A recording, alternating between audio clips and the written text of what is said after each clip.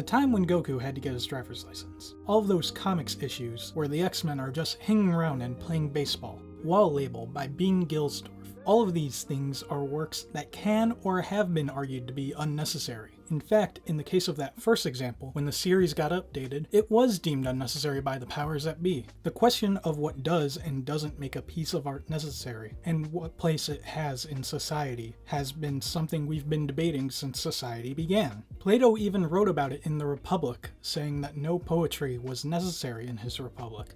I've put a bit of thought into it, and I believe I have my answer, but I by no means believe that I am the final word on this subject. I anticipate the answer to this question will be debated until the end of time, and I wholly encourage you to find your own answer and argue it. I think that a piece of artwork has to do one of three things in order to be necessary. The first is probably the most obvious, but a piece of art needs to service its audience. This is most easily illustrated when talking about narratives, and, specifically as of late, video games. One of the primary services a narrative provides is the opportunity to learn about parts of life that are unique and interesting. Walk a mile in someone else's moccasins, so to speak. Side note, moccasins is a much better word in that phrase than shoes, because who doesn't love alliteration? Books, film, and television have been doing this extremely well for a while. And don't get me wrong, they still do, but the interactive nature of video games has been elevating this service to a whole nother level. There are games, like this War of Mine, which has you play as a civilian in an Eastern European country that is in the middle of a war.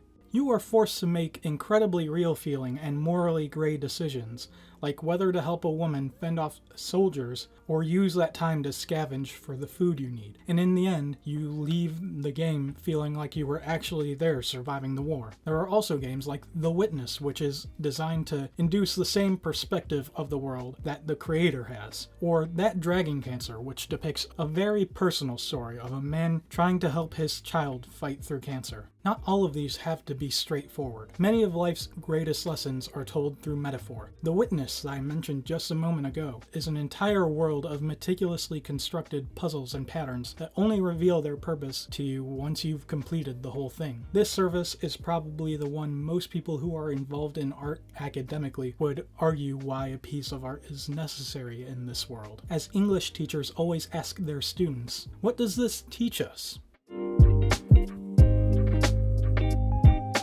The second reason is probably the most tenuous and is also the one most people are arguing about when they say whether a piece of art is either necessary or unnecessary.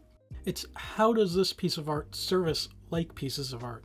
Does this episode or chapter need to be in the story for it to make sense? For example, without Nirvana and Nevermind, grunge would not be what we know it today. We can easily say that if this album did not exist, we wouldn't have Foo Fighters, because Dave Grohl, the drummer for Nirvana, is also the one who started Foo Fighters after Nirvana broke up.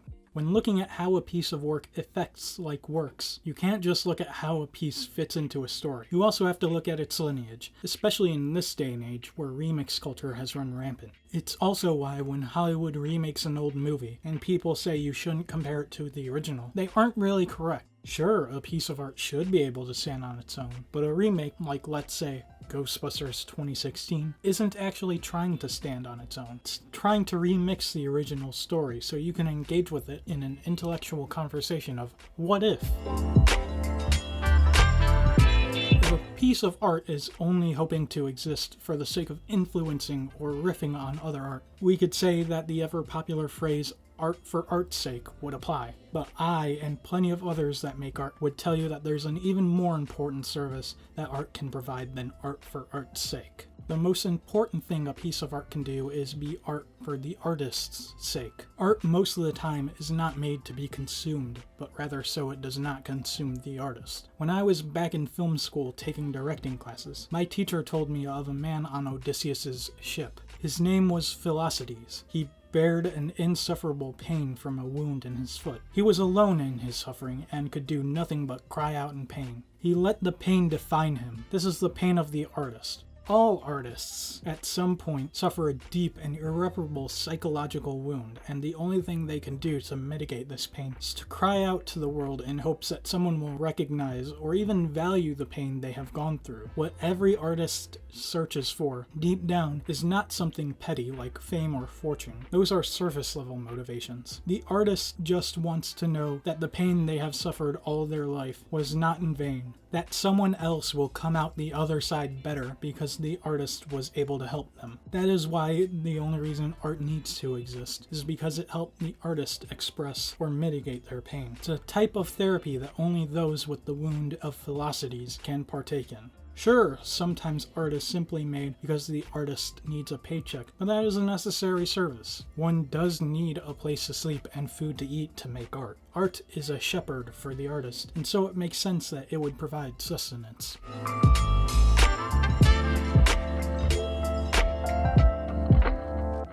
I personally feel that asking these three questions of how does this service the audience, how does this service like works, and how does this service the artist is a fairly holistic and valid way of determining whether a piece of art is necessary or unnecessary. Now, some people might, when examining these questions, find that this method can conclude that no piece of art is unnecessary because every piece of art necessarily provides a service to the artist in one way or another. To them, I say that is an entirely valid conclusion. There are plenty of people that say that we shouldn't engage with the notion of whether or not a piece of art is necessary. Those lines of questions typically lead to the talks of censorship, and no piece of art should face such restrictions unless self-imposed. In day-to-day life, I agree with those people. It's a practical and pragmatic way to think about these things. I personally see the larger question of what makes art necessary as more of a thought experiment than anything else. It's a lens with which we can foster a greater understanding of why art exists in the first place and how it gets made.